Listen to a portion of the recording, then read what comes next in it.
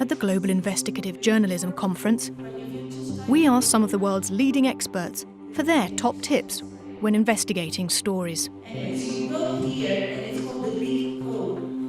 Using digital data can reveal hidden truths, and it should be accompanied by in-depth reporting. Hi, I'm Giannina Segnini. I'm an investigative reporter with more than 25 years of experience. I'm the director of the data journalism program at Columbia University in New York. And I also lead a group of investigative fellows doing cross-border data investigations. And we're currently teaming up with some media partners in New York, and they publish the work we do. In order to investigate, you need to connect the dots. So my first tip would be just that. Connecting the dots involves collecting pieces of information from multiple sources and making sense of it to find hidden patterns and outliers that ultimately can lead to relevant stories. Investigating means precisely combining all these pieces of information from multiple sources. Tip number 2, do not trust any data source because data lie as same as people do. So you need to conduct a thorough investigation about the data itself before starting to analyzing the data.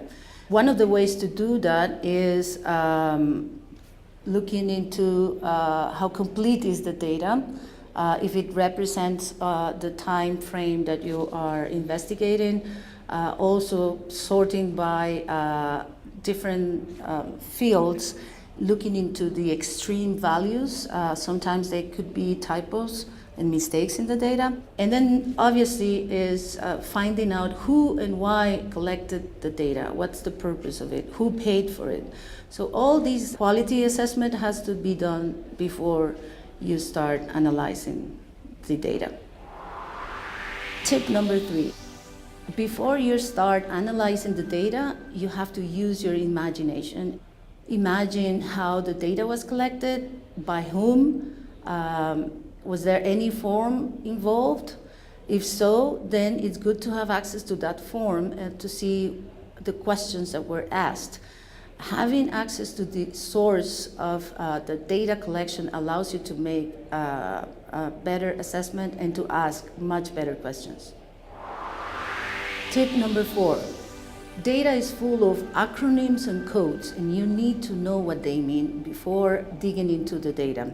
Usually those weird acronyms or weird codes can take you to places that you otherwise would never imagine. And so by understanding what they mean, you can ask questions and then combine multiple variables and be able to find ultimately better stories.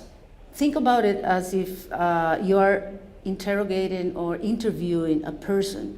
What you do when you have an interview, you obviously do research about this person or the work this person does.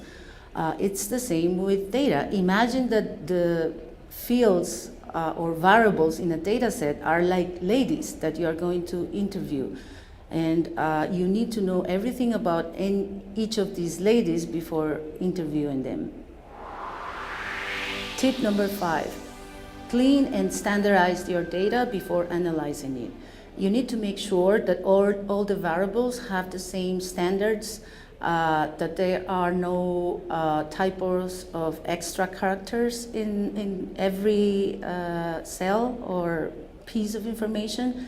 And so once you have your data clean, you can start having the fun part, which is analyzing this data and finding stories out of it. The most important tip is connecting the dots and being able to combine multiple pieces of information from multiple sources to answer a question that you have to have at the very beginning. Connecting the dots always implies going to multiple places, getting a piece of information that can lead you to the second place and the third place and so on and so forth.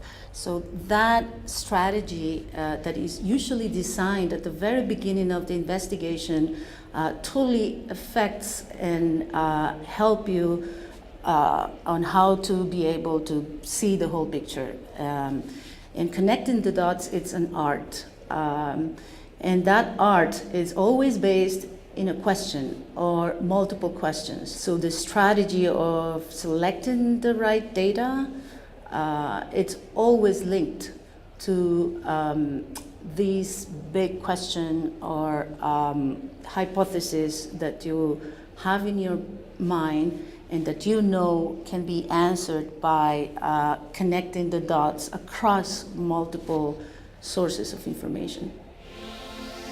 One of the examples on working with data started in a class that I teach at Columbia that it's called Using Data to Investigate Across Borders.